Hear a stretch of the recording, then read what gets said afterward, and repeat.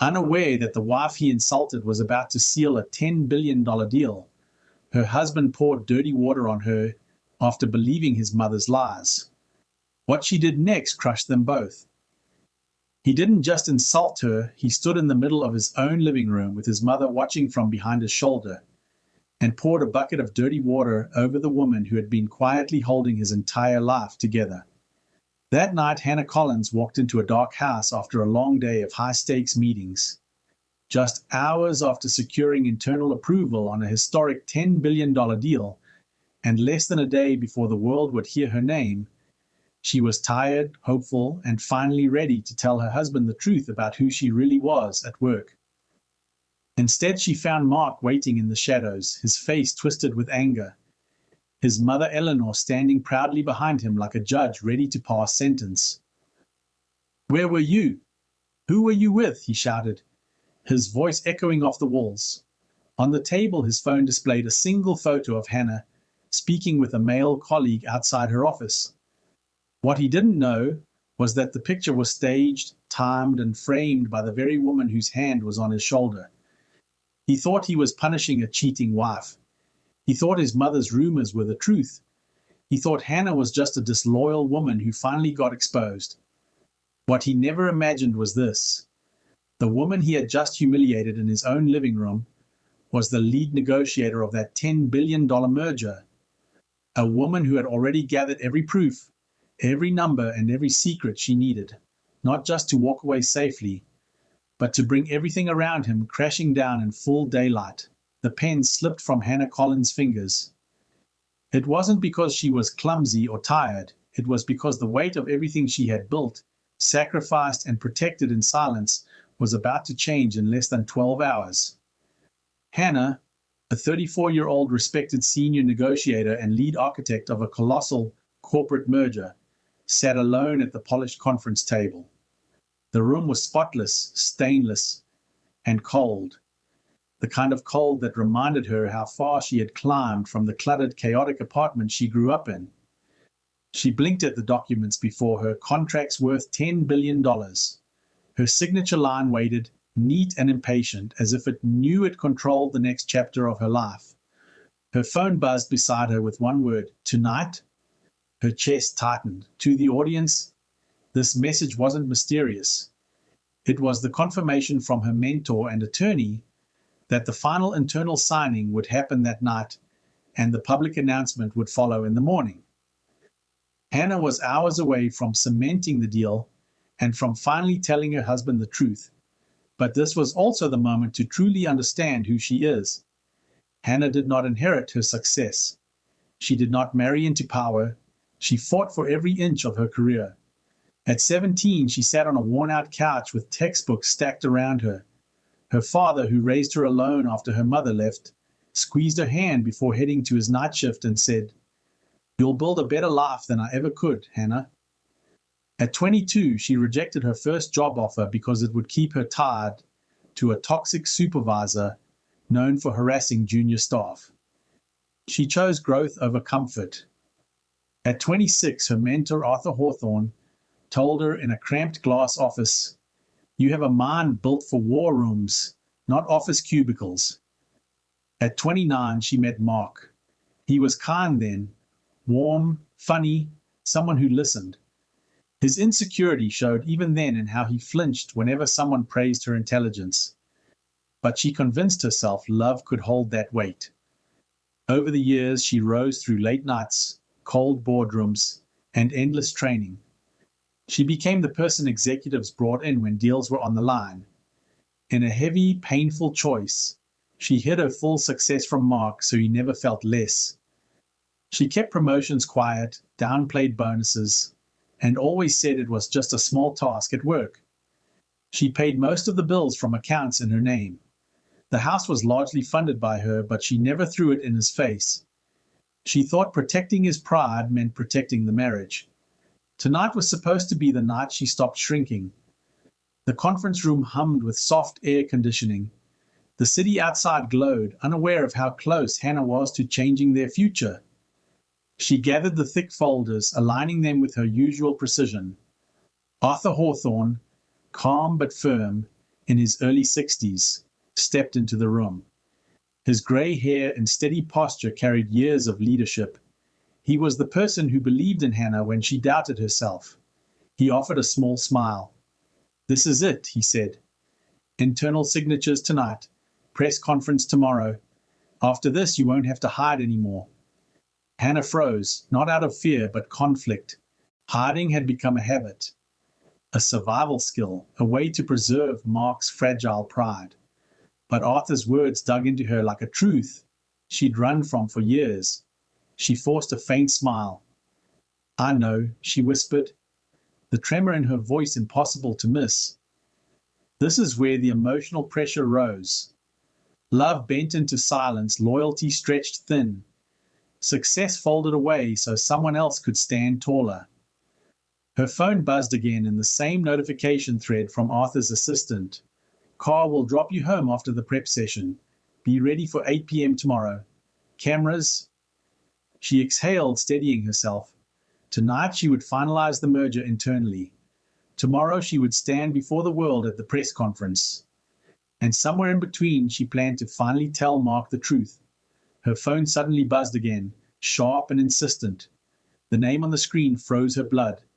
Eleanor Collins, Mark's mother. 5 missed calls. Eleanor, the woman who never accepted Hannah, who believed no woman was good enough for her son. The woman who could twist a truth into a lie with a smile. Eleanor rarely called more than once. 5 missed calls meant something calculated, not casual. Hannah stared at the screen too long. The storm had already begun long before Hannah noticed the sky. Across the city in a modest living room, Eleanor Collins was already shaping a story, one that would crawl into Mark's mind and turn the man Hannah loved into a stranger she would not recognize by morning. The shouting hit first. A sharp, angry voice tore through the quiet living room before the audience even saw who it belonged to. "She thinks she can make a fool out of this family," the voice said. It belonged to Eleanor Collins, Mark's mother, a woman in her late 50s, sharp-eyed, sharp-tongued, and sharper still in the way she controlled the people around her. She stood with her hands on her hips, breathing hard, her face red with fury. Even when silent, Eleanor radiated intensity. Mark Collins, 36, Hannah's husband, stood in front of her, tense, shoulders stiff.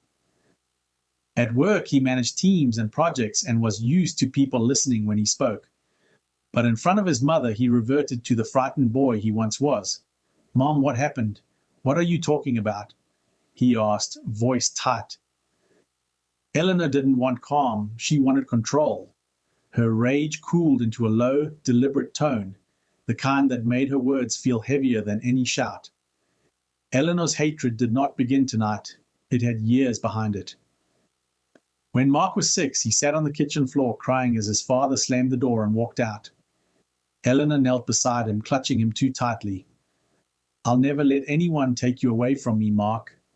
Never." The promise grew into something dark.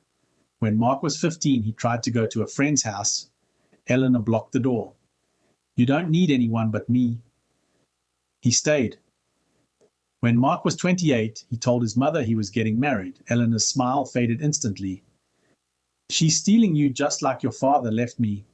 You're leaving me too." From that moment, Eleanor saw Hannah not as a daughter-in-law, but as a thief. Someone taking her son's loyalty, someone replacing her. For years, she dropped little comments. "She's always out late. She thinks she's better than us. She'll leave when she finds someone richer." Mark laughed them off at first. Now Eleanor sat on the sofa, breathing steadier, anger reshaped into calculation. She patted the cushion beside her, and Mark sat frowning. "Mom, just tell me what you think you saw." Eleanor reached into her purse. Her movements were precise, controlled, practiced. "Not what I think I saw," she said softly. "What I recorded." She pulled out her phone, swiped, and held it up. It showed a photo of Hannah standing outside her office with a male colleague, Aaron, talking closely. It was taken from across the street, zoomed in.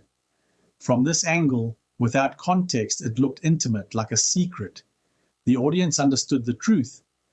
Eleanor had gone to the building before, suspicious. She watched from a cafe window until she saw Hannah walk out with a man. She waited for the closest moment and clicked. Mark didn't know any of this.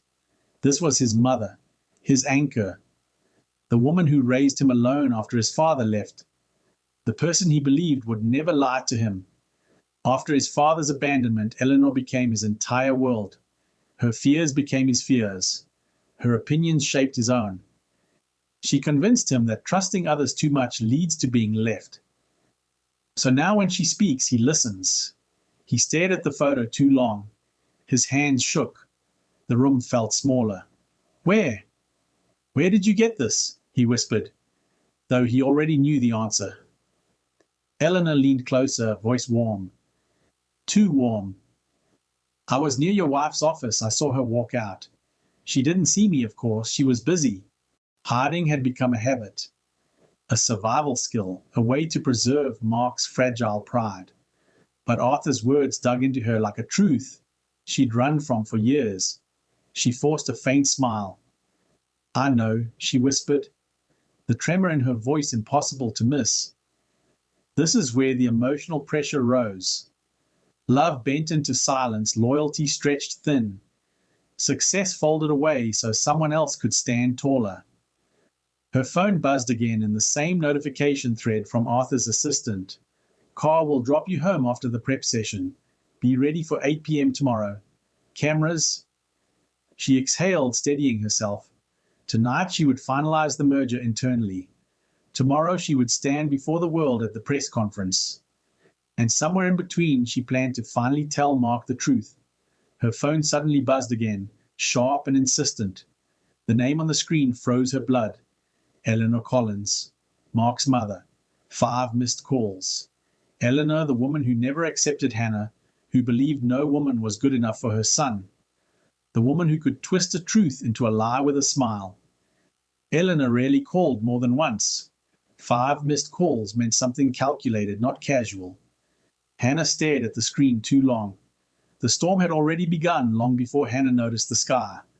Across the city in a modest living room, Eleanor Collins was already shaping a story, one that would crawl into Mark's mind and turn the man Hannah loved into a stranger she would not recognize by morning. The shouting hit first. A sharp, angry voice tore through the quiet living room before the audience even saw who it belonged to. She thinks she can make a fool out of this family, the voice said. It belonged to Eleanor Collins, Mark's mother, a woman in her late 50s, sharp-eyed, sharp-tongued, and sharper still in the way she controlled the people around her. She stood with her hands on her hips, breathing hard, her face red with fury. Even when silent, Eleanor radiated intensity. Mark Collins, 36, Hannah's husband, stood in front of her, tense, shoulders stiff. At work, he managed teams and projects and was used to people listening when he spoke. But in front of his mother, he reverted to the frightened boy he once was. Mom, what happened? What are you talking about? He asked, voice tight. Eleanor didn't want calm. She wanted control. Her rage cooled into a low, deliberate tone, the kind that made her words feel heavier than any shout. Eleanor's hatred did not begin tonight. It had years behind it. When Mark was 6, he sat on the kitchen floor crying as his father slammed the door and walked out. Eleanor knelt beside him, clutching him too tightly. I'll never let anyone take you away from me, Mark. Never. The promise grew into something dark. When Mark was 15, he tried to go to a friend's house. Eleanor blocked the door. You don't need anyone but me. He stayed. When Mark was 28, he told his mother he was getting married. Eleanor's smile faded instantly. She's stealing you just like your father left me. You're leaving me too. From that moment, Eleanor saw Hannah not as a daughter-in-law, but as a thief. Someone taking her son's loyalty, someone replacing her. For years, she dropped little comments. She's always out late. She thinks she's better than us. She'll leave when she finds someone richer. Mark laughed them off at first. Now Eleanor sat on the sofa, breathing steadier, anger reshaped into calculation. She patted the cushion beside her, and Mark sat frowning. Mom, just tell me what you think you saw. Eleanor reached into her purse.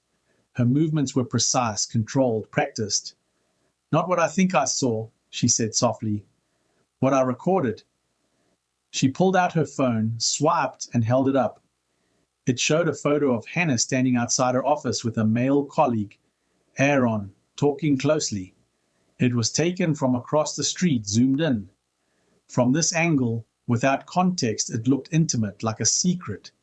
The audience understood the truth. Eleanor had gone to the building before, suspicious. She watched from a cafe window until she saw Hannah walk out with a man. She waited for the closest moment and clicked. Mark didn't know any of this. This was his mother, his anchor, the woman who raised him alone after his father left, the person he believed would never lie to him. After his father's abandonment, Eleanor became his entire world. Her fears became his fears. Her opinions shaped his own. She convinced him that trusting others too much leads to being left. So now when she speaks, he listens. He stared at the photo too long. His hands shook. The room felt smaller. Where? Where did you get this? He whispered, though he already knew the answer. Eleanor leaned closer, voice warm. Too warm. I was near your wife's office. I saw her walk out. She didn't see me, of course. She was busy. Mark looked at her, torn.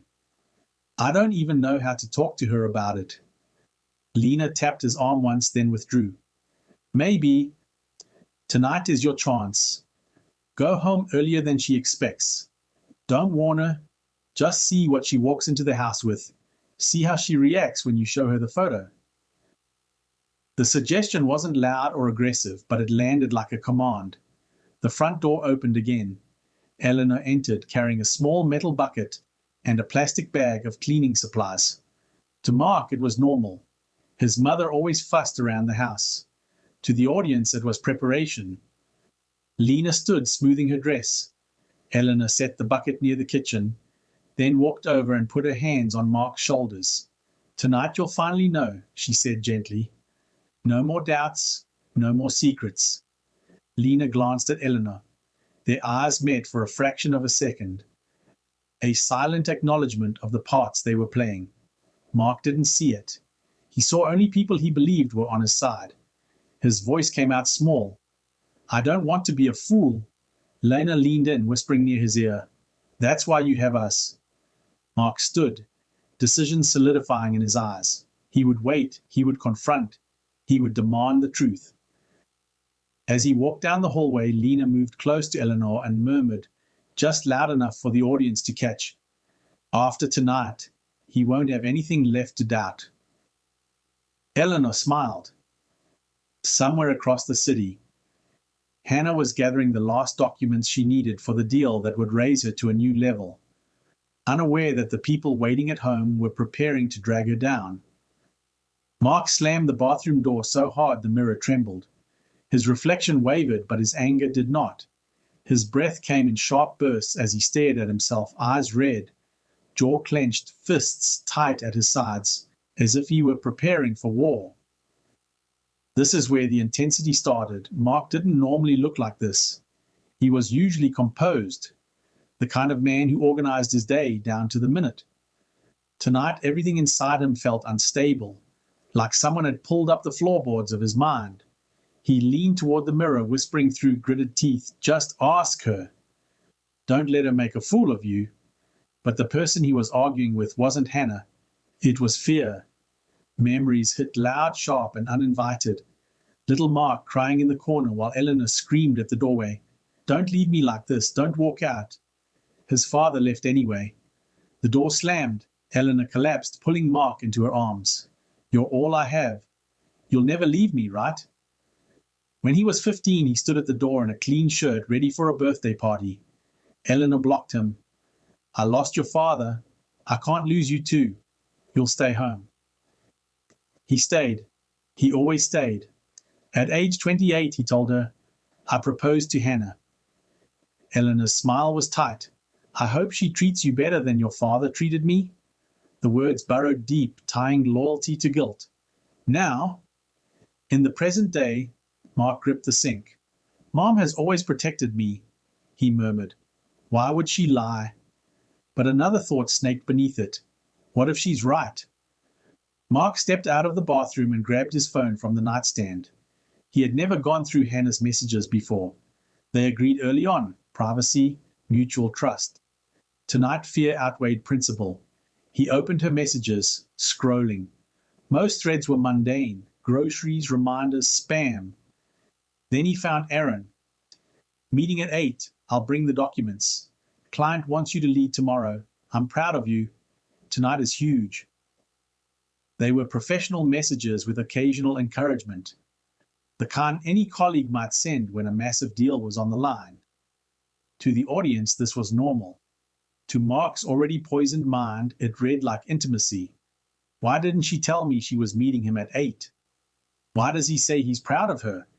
Why does she seem lighter in these conversations than she does at home? He scrolled further up, but some earlier work messages were automatically deleted per company policy. Gaps in the thread felt like missing evidence, not routine data deletion. Eleanor's photo flashed in his memory.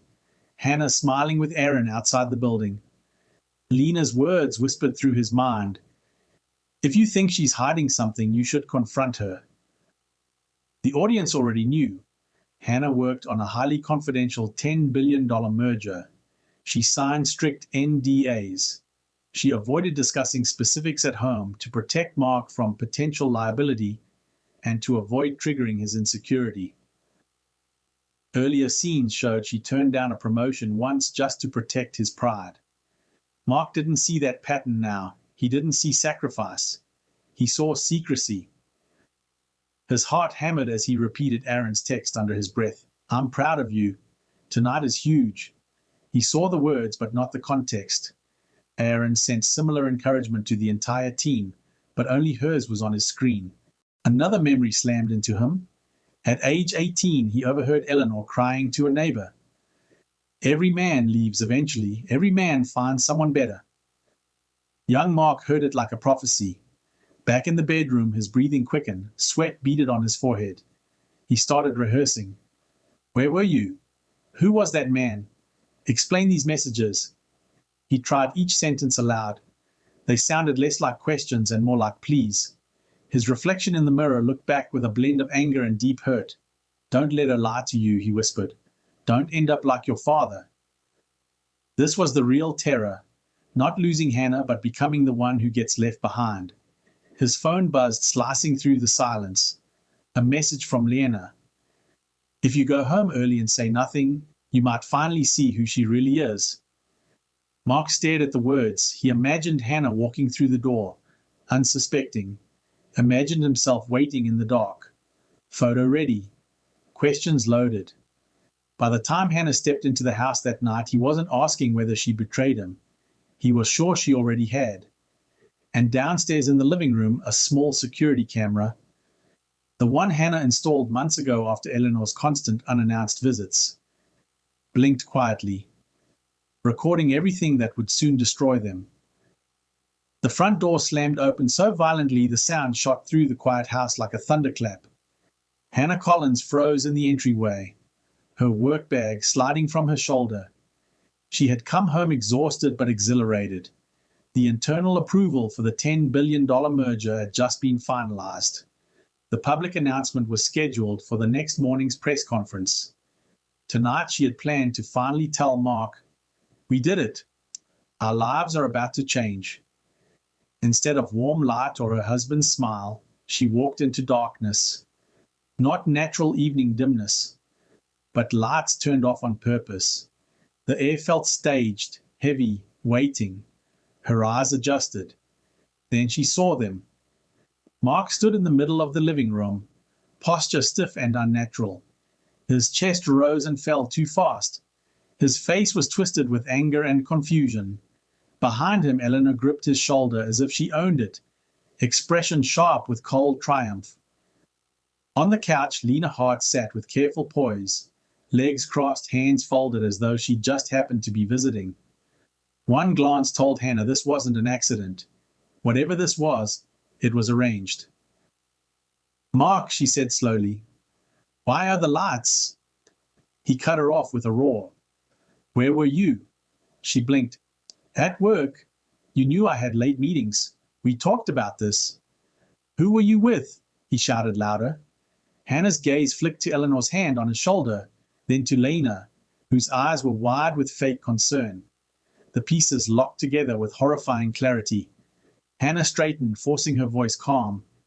Mark, what did she tell you? The question was gentle, but it made him explode. He snatched his phone from the table and thrust it toward her. The screen lit with the photo Eleanor showed him. Hannah with Aaron outside the office, captured at an angle that made the conversation look intimate.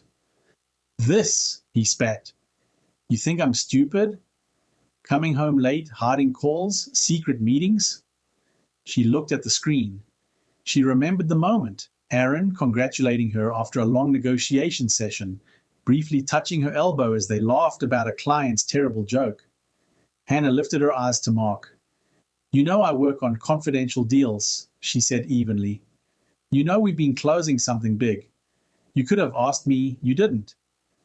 Eleanor leaned forward, voice cool. A faithful wife doesn't look like that with another man. Impurities need to be washed away. The phrase hit Hannah like a delayed punch. Weeks ago, Eleanor had said something similar when accusing Hannah of bringing bad energy into Mark's life. Back then, Hannah brushed it off. Now she realized it was a warning. Eleanor walked to the corner where she earlier placed the metal bucket. She lifted it easily and set it beside Mark. The sour smell immediately explained its contents. Dirty mop water she had intentionally saved instead of throwing out. This house needs cleansing, Eleanor said softly. Start with the one who brought shame. Lena shifted on the couch, looking uneasy. She hadn't expected this level of cruelty, but she didn't speak. She watched. Mark hesitated, staring at the murky water. Mom, this is too much, he muttered, voice shaking. Eleanor leaned in, her words sliding straight into his old fears. She humiliated you first. She lied. She made you into a fool. Are you going to stand there and let her? Mark looked at Hannah, his wife still in her work clothes, bag on the floor, face stunned but not pleading. He saw the hours she'd been gone, the unread explanations, the photo, Aaron's messages, his mother's stories, Lena's planted doubts. He didn't see the years of sacrifice she made. Hannah took a small step toward him. Mark, listen to me carefully, she said, voice low but steady. If you do anything you can't undo, you will regret it. Put the bucket down. We talk like adults. But it happened faster than her sentence. Fear, pride, and manipulation crashed together. Mark lifted the bucket with both hands. Don't, she said sharply. He threw. The filthy water slammed into her chest and face, ice cold and sour. The force pushed her backward into the wall. Her hair stuck to her skin, makeup streaking, clothes soaking instantly. The smell wrapped around her like insult made physical. For a heartbeat, no one moved. Not Lena, not Eleanor, not even Mark, whose hands now shook violently as he stared at what he'd done. The security camera in the corner blinked red, silently recording. He didn't ask for the truth. He sentenced her without a trial. Hannah slowly pushed herself upright. No screaming, no sobbing, just a terrifying calm. She wiped a line of dirty water from her cheek with 2 fingers as if marking the moment in her memory. She looked directly at Mark. You'll regret this, she said quietly. It wasn't shouted. It wasn't dramatic. That's what made it terrifying. Eleanor's smug expression flickered. Lena straightened, suddenly uneasy, because they all heard it the same way. This was not a threat tossed in anger. It was a promise made in clarity. Water dripped from Hannah's clothes, forming a sour-smelling puddle at her feet. She walked past Mark without touching him, without even brushing her shoulder against his, and disappeared down the hallway. In that moment, the revenge she never wanted stopped being an idea and became a plan. And somewhere in the house, her phone buzzed on silent. Aaron's last message still unread. Everything is drafted. You just say when.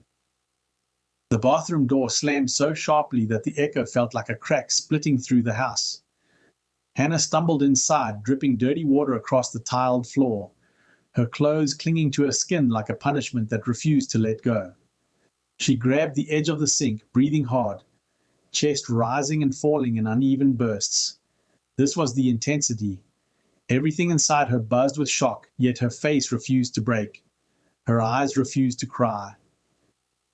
She stared at her reflection, soaked, smeared, humiliated, and something inside her twisted into a cold, frightening stillness, a kind of silence that didn't numb pain but sharpened it.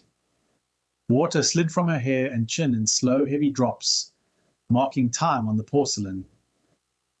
Memories rose like waves. 4 years ago, Mark came home pale, hands shaking, telling her he'd been laid off.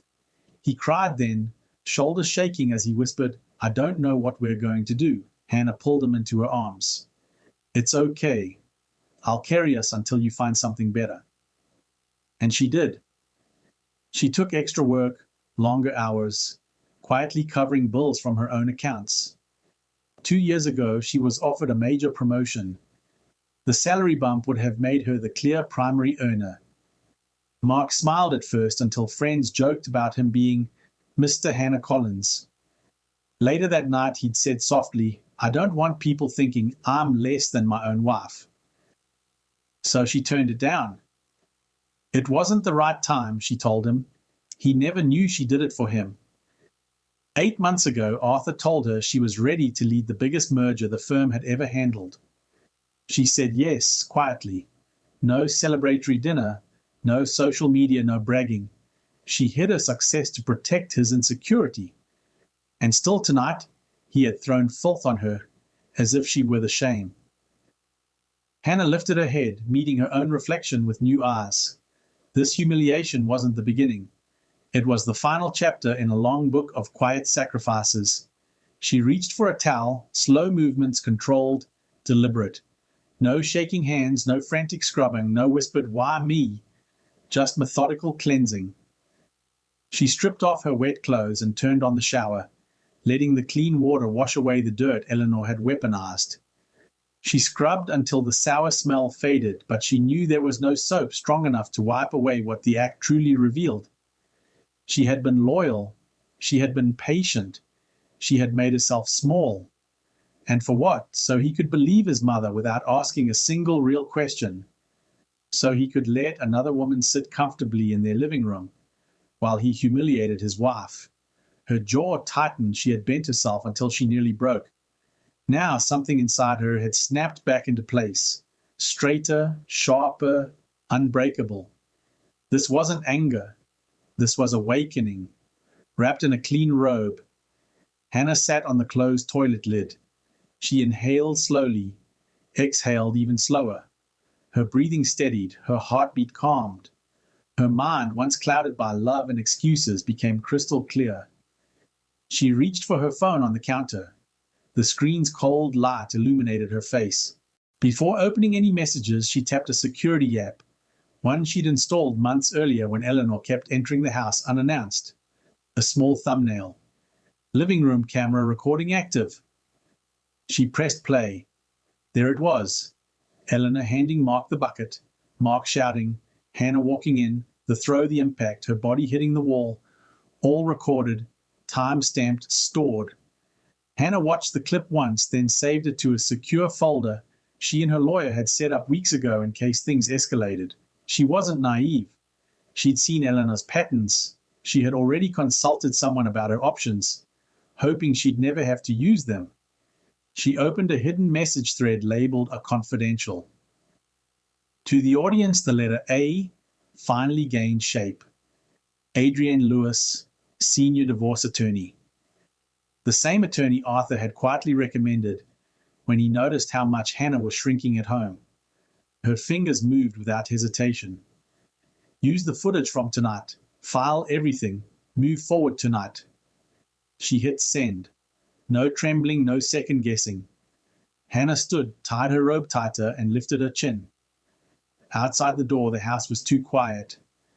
Not the peaceful kind, but the kind that hums with concealed listening. She turned the knob and opened the door. In the hallway, a shadow shifted, the outline of Mark frozen halfway down the corridor. He hadn't heard the message she sent, only the shower, the soft movements, the absence of sobbing. His eyes searched her face, expecting rage. Her calm terrified him. What broke in Hannah that night did not break her spirit. It broke her limits. She stepped past him without a word. By morning, the first legal documents would already be in motion. The applause hit like thunder. Reporters crowded the barricades, cameras flashing, microphones raised, shouting her name as she stepped into the bright lights. Hannah Collins, polished, composed, no longer dimming herself, walked toward the glass podium with a confidence that electrified the room. Security escorted her to the front. Executives lined the first row, and behind them hung a massive banner. Historic $10 billion merger finalized. Her name was printed first underneath. Lead negotiator, co-architect, primary strategist. This was the intensity. The woman doused with dirty water in her own home less than 12 hours earlier now stood at the center of a global business story. Across town, Mark Collins sat hunched on the couch, still wearing the shirt from the night before. He hadn't slept. Eleanor paced behind him, restless. Lena sat on the far end of the couch, trying to look calm. The TV announcer said Hannah's full name. Mark looked up. On screen, Hannah stepped up to the podium in a sleek, tailored suit. Hair smooth, makeup flawless. No trace of last night's humiliation, except in the firm set of her jaw. The caption at the bottom of the screen read, Hannah Collins leads $10 billion multinational merger. Mark's mouth fell open. Eleanor stopped pacing. Lena's fingers tightened around the cushion. The woman they tried to break had already built an empire. Hannah remembered years earlier bending over textbooks while others slept. She remembered her mentor's office. You'll have to carve your place, Arthur had told her. Nobody will hand it to you. Her quiet nights, Hannah paying bills from her own accounts, never mentioning that more than half of their financial stability came from her deals. Now the world watched her not as someone's wife, but as the strategist who closed a $10 billion merger. The room hushed as Hannah gripped the podium. Good morning, she said, voice steady. Today marks a turning point not just for our companies, but for how we think about global partnership. She outlined the merger terms, strategic markets, job protections, integration timelines. Every answer was clear, measured. Executives behind her nodded, grateful she was the public face of something this complex. For the first time, millions saw her true scale. No shrinking, no softening, no hiding. At home, Mark's heart sank with each sentence. All the late nights, the closed laptop, the I can't tell you yet, but soon. They weren't lies. They were legal confidentiality and quiet loyalty. The betrayal had never been hers. When the presentation ended, journalists surged forward. Miss Collins, how long have you been negotiating this deal? Miss Collins, what was the toughest part of this process? Miss Collins, did you ever doubt you could pull this off? She answered each one calmly. Then a reporter at the front, bolder than the rest, leaned closer. Mrs. Collins, he said, emphasizing Mrs. Your husband must be incredibly proud. Any words from him today? The room went still. Cameras zoomed in. Executives exchanged glances. The question was personal, but inevitable. At home, Mark straightened. Eleanor's face tightened. Lena stared at the screen, suddenly feeling very small. Hannah's lips parted slightly. She didn't answer right away. She let the silence breathe, not awkward, but loaded. A pause that said, there is a story you don't know. She finally spoke. My husband, she began. She stopped again. 1 heartbeat, 2, 3. On screen, her eyes hardened just a little. We'll find out exactly how proud he is soon enough. A ripple of shocked murmurs passed through the room. Cameras flashed like a storm. Reporters shouted follow-up questions, but Hannah stepped back from the podium, nodding to the moderator. The press conference was over. She had given them everything they needed and nothing she didn't want to share. Back at home, Mark's hands shook. Eleanor looked pale. Lena whispered, What? What does she mean by that? They thought the worst part was the world seeing Hannah's power. They were wrong. The worst part was that the world was about to see their truth. By the time Hannah left the building, her attorney had already filed the petition. She wouldn't be returning to the house as his wife, but she would be returning as something far more dangerous, a woman who had stopped apologizing. The banging on the front door was so loud it rattled the frames on the hallway wall. Mark jerked upright from the couch, heart pounding. Eleanor flinched. Lena's eyes darted to the door, then to Mark. This was the intensity. He forced himself to stand. His mind raced. Maybe the press had tracked down their address. Maybe a neighbor. Maybe... He opened the door. Two men in dark suits stood outside. Not police, but professional and detached. The look of people who delivered bad news for a living. "Mark Collins?" the taller one asked. "Yes." The man held out a thick envelope and a clipboard. "You've been served. Please confirm receipt." Mark signed automatically, hands shaking, then closed the door with a soft final click. The air inside the house turned heavier. He tore the envelope open. Paper rasped against his fingers. When he saw the title on the first page, his knees nearly gave out. Petition for divorce. Filed by Hannah Collins. Eleanor gasped. Lena stepped back, one hand on the wall. Mark's vision blurred. He sank to the floor, spreading the documents out with unsteady hands. This wasn't a single sheet. It was a file, organized, numbered, prepared long before last night. Evidence of emotional abuse. Statements describing Eleanor's interference, the constant undermining, the pressure on Hannah to shrink herself. Attached, screenshots of Eleanor's texts calling Hannah unworthy. Audio clips of Eleanor telling her, "You'll never be part of this family the way you want." Messages from Mark echoing his mother's words, telling Hannah she was too much, too ambitious. Mark swallowed hard. He didn't even remember sending some of those, typed in frustration late at night. But he had. Video proof of the humiliation, screenshots, still frames, and a link. He tapped it with trembling fingers. The living room footage played.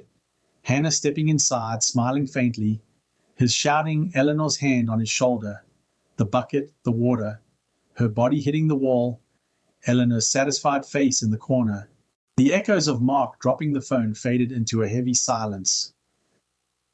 "She recorded it," he whispered, the reality dawning that the camera had been quietly witnessing everything for months.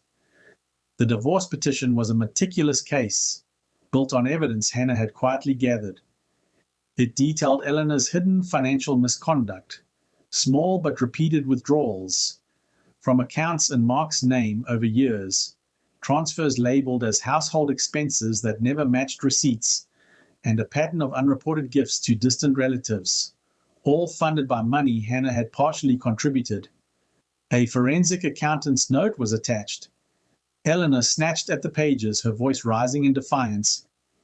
"She twisted this. I did it for us. They were tiny amounts. Mark, you know I'd never steal from you."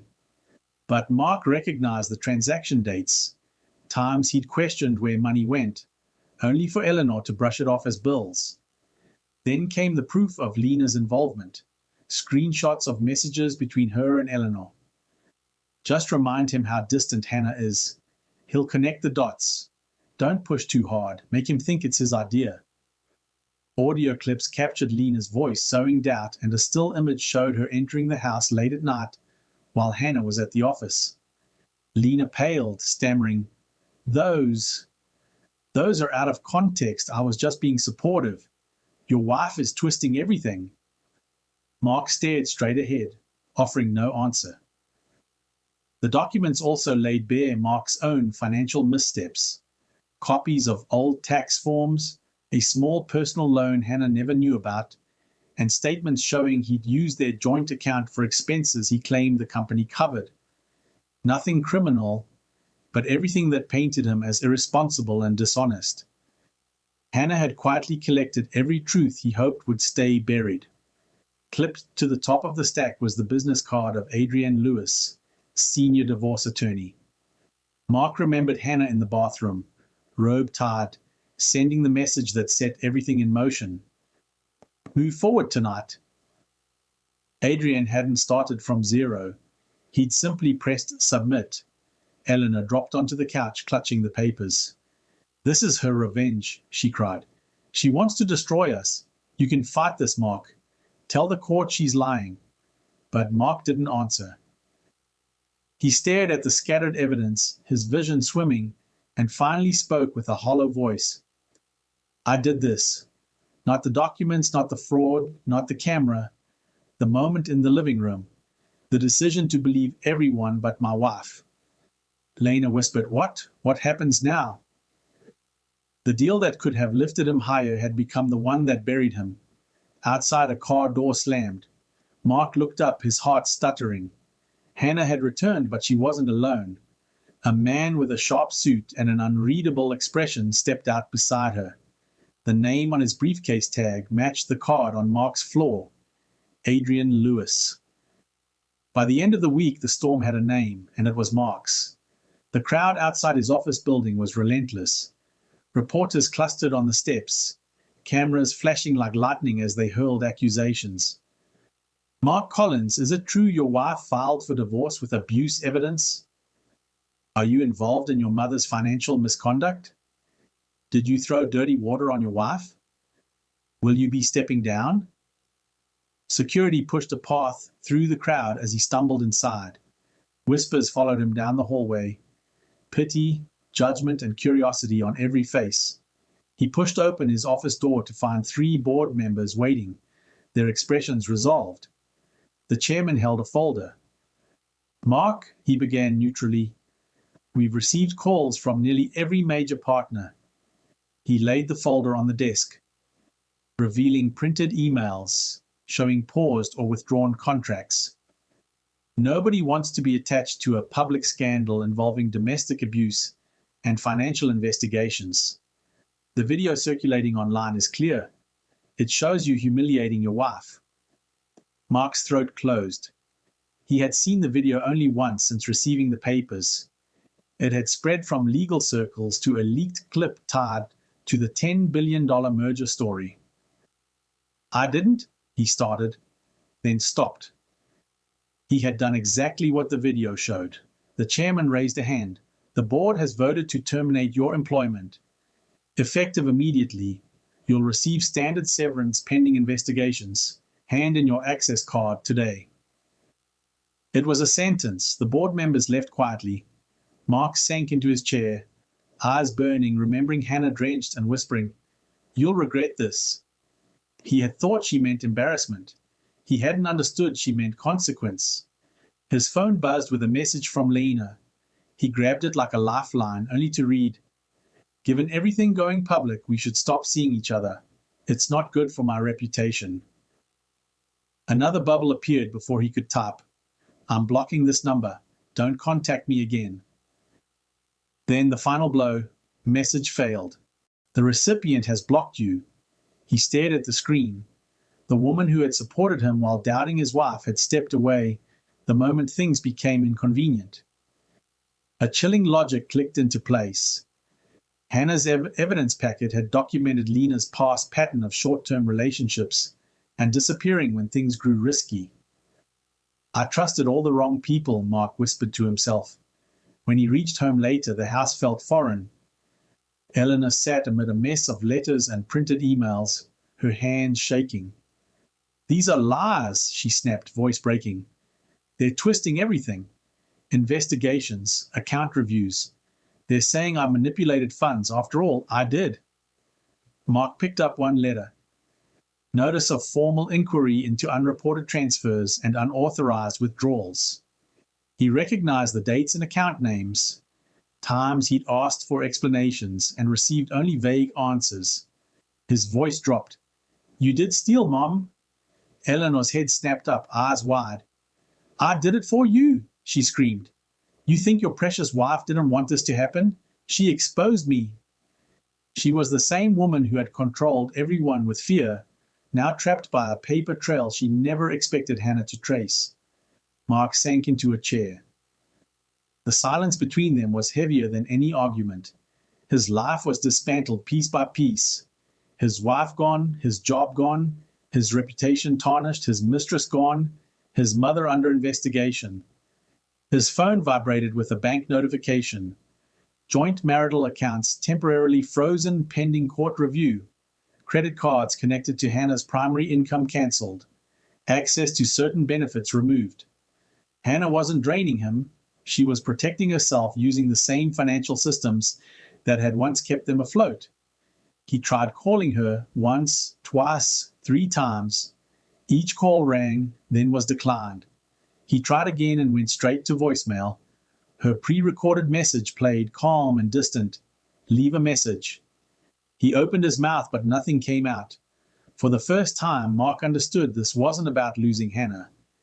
It was about realizing he'd already thrown her away. His phone buzzed again with a text from an unknown number. Mr. Collins, you are required to appear in court tomorrow morning regarding preliminary divorce proceedings and temporary orders. His stomach dropped. Court tomorrow. The mess of his choices now had a date and time. The building where he'd once kissed Hannah after getting their mortgage approved would now be where a judge decided how much of his old life he was allowed to keep. The frantic pounding on the balcony door cut through the quiet morning. Hannah stepped back instinctively. The sun was rising over the skyline of her temporary corporate suite. She had moved in the night before for safety and distance from the scandal. The pounding came again. Hannah, please. Mark's voice was cracked. Building security had called, saying her husband was downstairs begging to speak to her once. She agreed, not because she owed him a conversation, but because she wanted to end this on her own terms. She unlocked the door. Mark staggered inside, still in the same wrinkled clothes from court.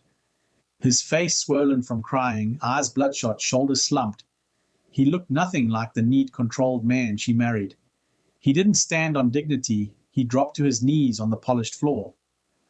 Hannah, please, he choked. I lost everything. The job, the contracts, the house. For now, they say it's yours until the case is over. His voice broke. I didn't know what Mom was doing with the money. I didn't know what Lena was doing. I believed them because... He swallowed hard. Because I was terrified you'd leave me like my father left her. Hannah watched him, arms folded loosely. Her face was calm, not cruel, not angry, just finished. A soft breeze lifted a strand of her hair. She had waited years for Mark to understand her, to see her effort, to choose her over his fear and his mother's control. He never did. Now he knelt, not because he suddenly understood her worth, but because he had finally felt the consequences. He lowered his head. I was wrong, he whispered. I should have trusted you. I should have asked instead of accusing. I should have stood up to her a long time ago.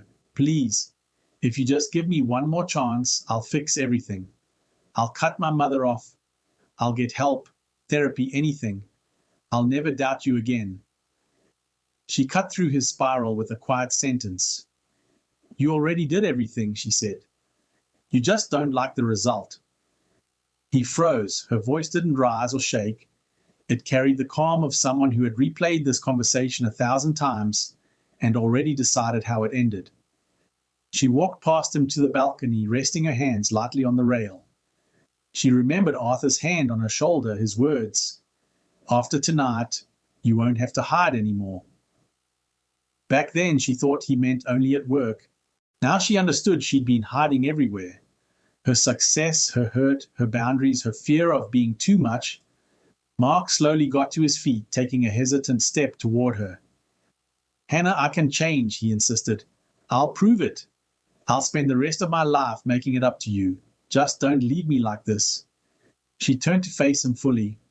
I didn't walk away because of your mother, she said. And I didn't walk away because of Lena. I walked away because when it mattered most, you chose them over the one person who was actually on your side. There was no bitterness, just clarity. You destroyed the woman who would have given you the world, Mark, and in doing that, you lost your own. The words landed heavier than any shouted insult. Mark's shoulders shook. A quiet, broken sound escaped him as he reached out, as if touch alone could rewind time. Hannah stepped back, keeping the distance. There was nothing left to rescue, nothing left to negotiate, nothing left to prove. She turned and walked toward the suite door, each step steady. She didn't look back, not once. Dignity was the revenge she chose, and it was the one wound he could never suture. She opened the door and walked out. Her future waited on the other side. Boardrooms, new contracts, a life where she didn't have to shrink. Behind her, Mark sank to the floor, staring at the empty doorway, realizing that the moment he'd lifted that bucket, he hadn't just thrown water. He'd washed away the only love he ever had. Somewhere far below, city traffic moved on, unbothered by the private ruin of a man who finally understood the cost of believing the wrong voices.